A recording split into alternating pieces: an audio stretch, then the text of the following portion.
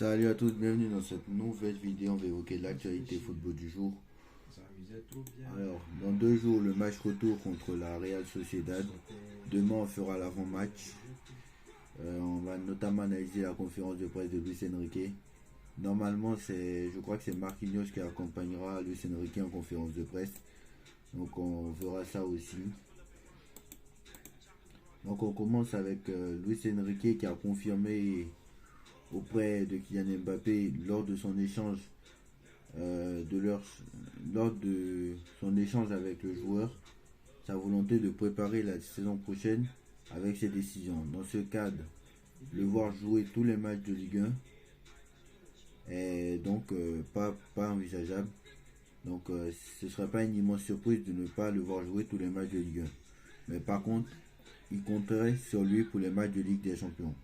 Donc notamment pour les grosses échéances. Donc Mbappé devrait jouer tous les matchs de Ligue des Champions, mais pour certains matchs de Ligue 1, il devrait ne pas être là. En soi, on a déjà plus de 10 points d'avance, donc c'est déjà pas mal. Donc avant d'affronter la Real Sociedad, match où Mbappé est incertain, Luis Enrique a laissé entendre la possibilité que son absence le dérangeait moins. Alors, apparemment, l'absence de Mbappé le dérangeait moins que celle de Barcola ou peut-être de Dembélé. Donc, ça aussi, ça laisse entendre quelque chose. C'est quand même assez incroyable. Donc, quand même assez incroyable. Donc, voilà.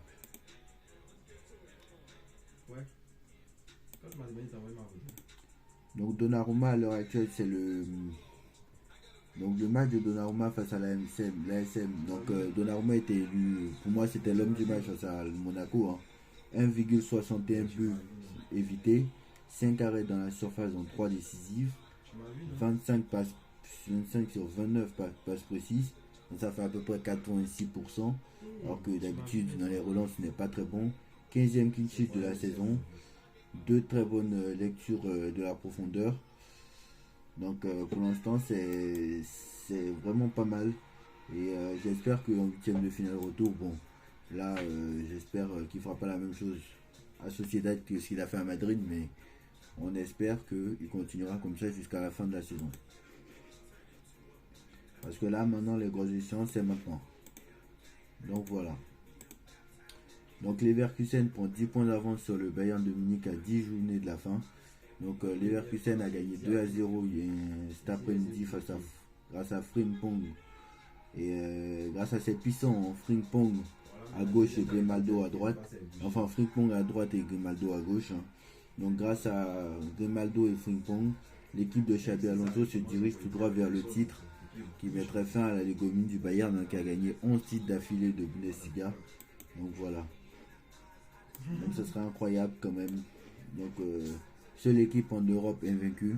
Donc c'est assez incroyable. Pour moi, l'équipe qui m'impressionne le plus actuellement, c'est le Bayer Leverkusen et Liverpool. Mais ces deux clubs-là ne jouent pas en Ligue des Champions. Donc voilà. Donc voilà.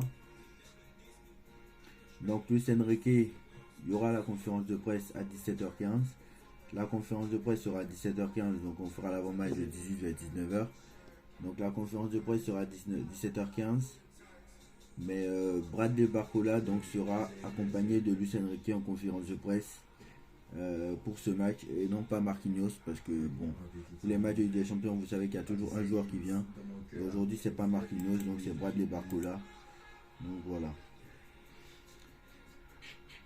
Donc en janvier, Nasser avait déjà déclaré en privé qu'il ne ferait aucun cadeau à Mbappé, ce qui confirme la confiance accordée à Luis Enrique dans la gestion actuelle. Avant le match contre la Real Sociedad, Mbappé était incertain et Luis Enrique a confié en privé qu'il était moins dérangé par son absence que celle de Bradley Barcola. Donc c'est quand même assez incroyable. Et celle de Dembélé. Bon. Parce qu'il était certainement très agacé par son comportement. Donc c'est quand même assez incroyable de dire ça, mais bon, voilà.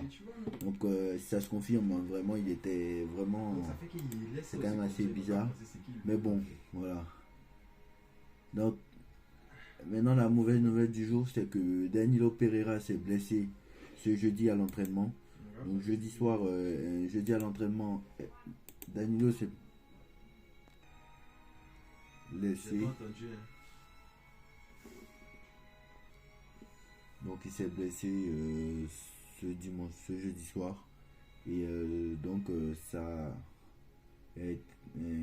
s'est blessé, il est incertain pour le match contre la Real Sociedad. Et très clairement, ça fait une longue liste de blessures en défense centrale. Après Kipembe, après Skriniar, après Marquinhos, après maintenant Danilo. Bon, normalement, Marquinhos devrait revenir.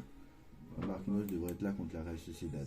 Donc, on espère que Marquinhos sera là contre la Real Sociedad. Normalement, Nuno Mendes ne devrait pas jouer ce match. Voilà. Normalement, Nuno Mendes ne devrait pas jouer ce match contre la Real Sociedad. Donc voilà. Normalement, Nuno Mendes ne devrait pas jouer ce match. Mais bon, on ne sait pas encore. Donc voilà.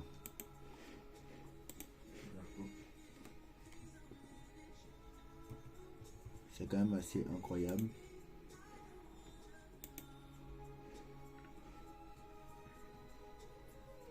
Moi, ce que je pense aussi, alors on va revenir maintenant sur le match entre Manchester City et Manchester United.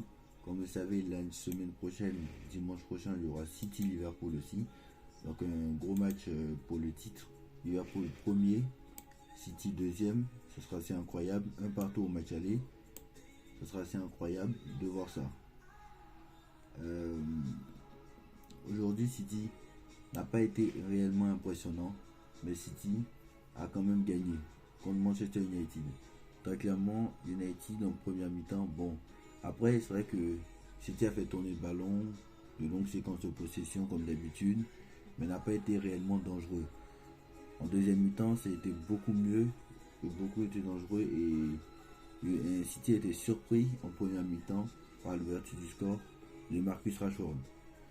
Mais voilà, moi je trouve que voilà, pour l'instant, des équipes en fait qui font peur, à part le Real bien sûr, ne jouent pas en Ligue des Champions en fait. Il y a de meilleures équipes en Europa League. Actuellement, il y a de meilleures équipes en Europa League qu'en Ligue des Champions. Au niveau du jeu, je parle. Parce que seul le Real Madrid arrive en guillemets. Manchester City sont moins impressionnants que la saison dernière. Et si jamais la semaine prochaine, ils ne gagnent pas contre Liverpool, moi je pense que ce sera vraiment saison blanche. Mais bon, il reste encore à voir. La Ligue des Champions, je pense pas. Parce que quand même, pas beaucoup ont réussi à gagner la Ligue des Champions 2 fois d'affilée. Pas beaucoup ont réussi à gagner la Ligue des Champions 2 fois d'affilée, à part le Real. Le Real est le seul. Je crois qu'il y a le Real et Nottingham Forest. C'est les deux seules équipes qui ont gagné 2 fois d'affilée minimum la Ligue des Champions.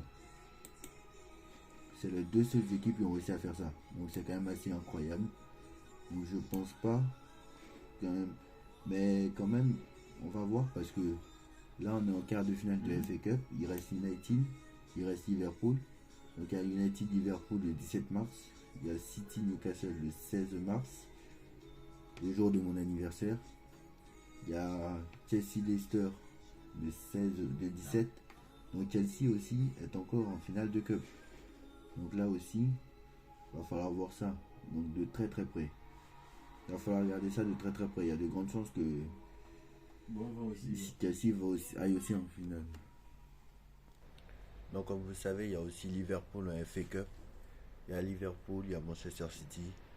Il y a aussi Newcastle. Donc en réalité, je pense que actuellement les équipes qui jouent le mieux ne sont pas en Ligue des Champions.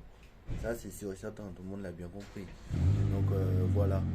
Je suis très clairement, j'ai vu un bon match de Manchester City.